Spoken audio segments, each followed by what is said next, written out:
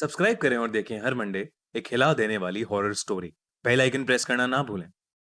डरावनी कहानी।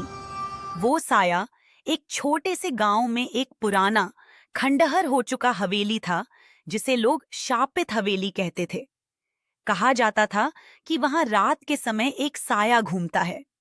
गांव के लोगों ने कभी उस हवेली के पास जाने की हिम्मत नहीं की। एक दिन राघव नाम का एक युवा गांव में आया।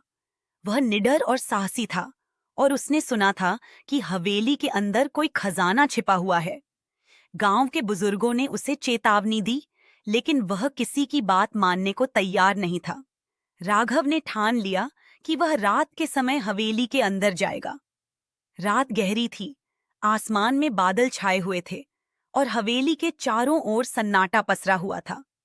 राघव ने अपने हाथ में एक मशाल ली और हवेली के अंदर दाखिल हो गया। अंदर का माहौल अजीब और डरावना था।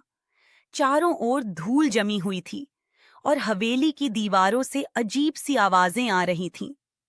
जैसे ही वह हवेली के मुख्य कमरे में पहुंचा, अचानक ठंडी हवा का एक झोंका आया और उसकी मशाल बुझ गई।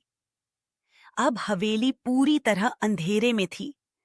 राघव ने अपनी जेब से टॉर्च निकाली, लेकिन तभी उसे पीछे से किसी के चलने की आहट सुनाई दी।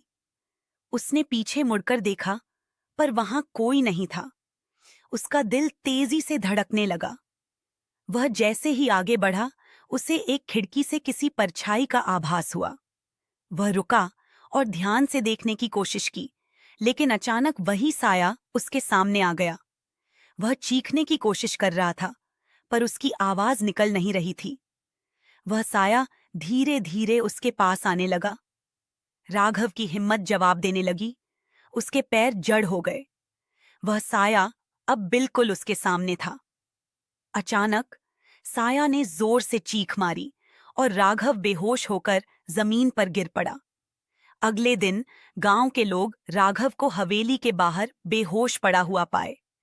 जब वह होश में आया, तो वह बुरी तरह डर चुका था। उसने किसी से कुछ नहीं कहा, पर उसकी आंखों में गहरे डर की छाया थी। वह गांव छोड़कर कभी वापस नहीं आया। कहा जाता है कि जो भी उस हवेली में जाता है, वह कभी सामान्य नहीं लौटता। अब भी रात के अंधेरे में लोग हवेली के पास से गुजरते समय वहां से किसी के चीखने की आवाजें सुनते हैं, मानो वह साया अभी भी वहां भटक रहा हो। सब्सक्राइब करें और देखें हर मंडे एक हिला देने वाली horror story. Bell icon press करना ना भूलें।